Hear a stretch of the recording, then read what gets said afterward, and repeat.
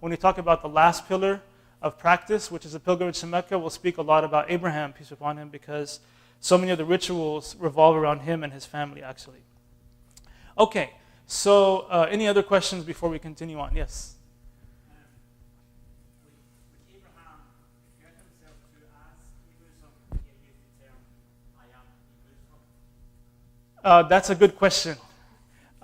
We believe that that we will get to meet the prophets and messengers in paradise. I can ask him. But in the Quran, Allah calls him that he is Hanifan Musliman, which means, again, linguistically it would mean one who purely surrenders. Yeah. So I can't answer authoritatively on behalf of Abraham, peace be upon him. I'm sorry to make it, I didn't mean to make it into a joke or anything, but I'm serious. But this is a good question. So the reason why I put here struggling to surrender, it's just a cute little title for a book actually that a Muslim author wrote. Struggling to surrender, he's Muslim already, but it's kind of the day in, day out activity of trying to harmonize or align oneself again to God's will, and that it's a process. There's a certain level of activity which is implied in the word Islam. And this is why, you don't just do something and then you stop. It's like every day you're adding, etc. So if we say that there's this universal Islam, which, again, from the Muslim perspective, we believe that at the very beginning of the major religious traditions of the world, at the very essence that they had their prophets or messenger or teachers actually teaching this very basic message, which unifies. Number one, God is one and transcendent. That we believe the prophets and messengers of God. There's a whole class just on that. Don't worry about what we mean by that right now, but that these human beings who receive revelation from God, that this was the first thing that they were teaching. God is one and transcendent. Second, it's very obvious. Even an atheist would agree with this, humanitarian atheist, right? Or humanist atheist, I don't know what they're called. But do good and refrain from evil. And then number three, again, this goes back to people who have belief. The way you choose to live your life today will be reflected tomorrow. Right? This is a very general principle. Now, when we talk about the specific Islam, it's a little bit just more concretized in terms of a form, especially when you talk about the rituals. So let us first talk about what is the holy book of the Muslims. It's already there. Okay, it's right there. I don't have to. Quran, right? You guys, you have what we call, even though the title says the Quran is actually what is recited from one's mouth. This is, again, literally what it means. So that is the original Arabic in which it is recited. And so just to give you an example of what that sounds like, just so you get a feel for that, I'm going to recite just the first chapter of the Quran in the Arabic language. If you want to look at the meaning, you could do that as well. So it's the chapter number 1 or surah number 1. It's called the opening.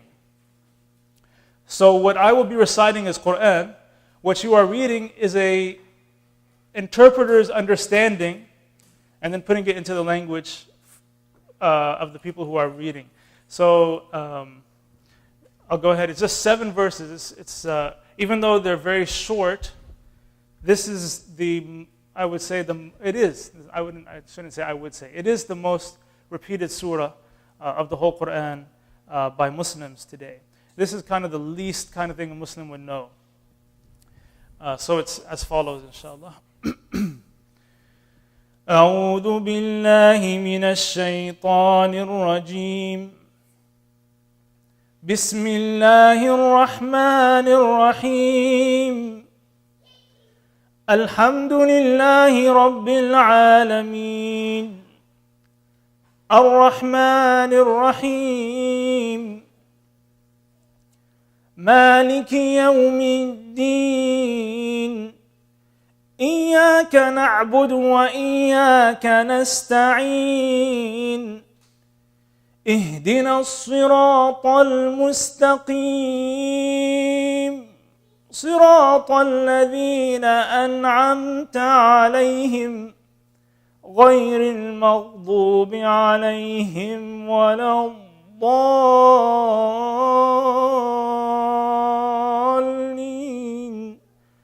Amen. So this is how the Quran is recited.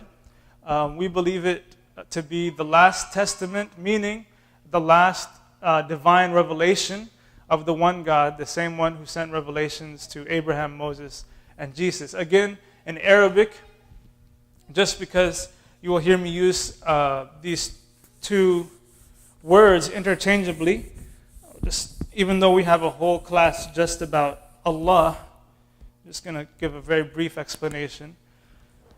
So here we go. Actually, in Arabic, the way you write it, this is an alif, and then we have two lam, and we have like this. So this is basically a contraction of the God. So it's like El in Arabic is the, right? And then Ilah. Oops.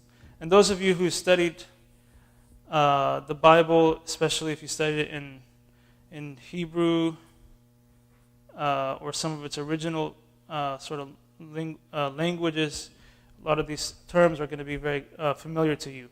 So Al-Ilah means the God becomes Al-Ilah, become Allah.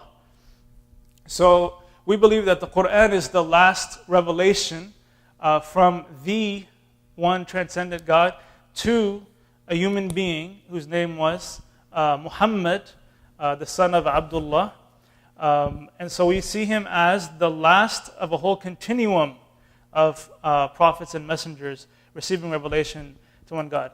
The reason why I put this word here, applied Holy Book of Muslims, when we get to the section on beliefs and we look at beliefs in the holy books, we believe in the Torah as it was given to Moses, peace upon him. We believe in some revelations given to Abraham, peace upon him, to David, to Jesus, peace upon him. So we believe in those, but what we apply when it comes, the general principles are all the same. But the specific, again, day-to-day decisions and choices, what we apply is the last of the books, which would be the Quran, right? And this, again, is going to come up a lot more when we get to that section of the course. Again, this is meant to just kind of whet your appetite a little bit to what we'll be talking about in the course. Again, God willing. Yes? The opening, that was amazing, by the way. And why is it done with that slight tune as opposed to just reading it? Okay, so the question was, why is it done in a sort of melodic manner instead of just reciting it like a prose fashion? So this is the way Prophet Muhammad, peace upon him, he recited in a similar manner. He intentionally and also explicitly stated that the Quran, we believe it's not just inspired by God, but it's actually the words of God himself, verbatim given to the angel Gabriel, verbatim given to Prophet Muhammad, verbatim from his mouth to his companions, and then from his companions to their students, from their students to their students, until it reaches the people today. And there's thousands, if not hundreds of thousands of lines of transmission, just the oral tradition, besides the written one. So he actually said the Quran is the word of Allah, and Allah is beautiful, so you need to beautify the words of Allah. And so the idea is it's not just a meaning, there's also a feeling or ethos in the revelation itself and in the sounds. Sound is very important when we talk about revelation. Some very interesting statements of Prophet Muhammad, peace upon him, about that experience. But we'll get to that again at some point in this course, inshallah. All right, so Prophet Muhammad himself, I think many of you know this, about 570 years after Jesus, peace be upon him. Prophet Muhammad, he lived for about 63 years.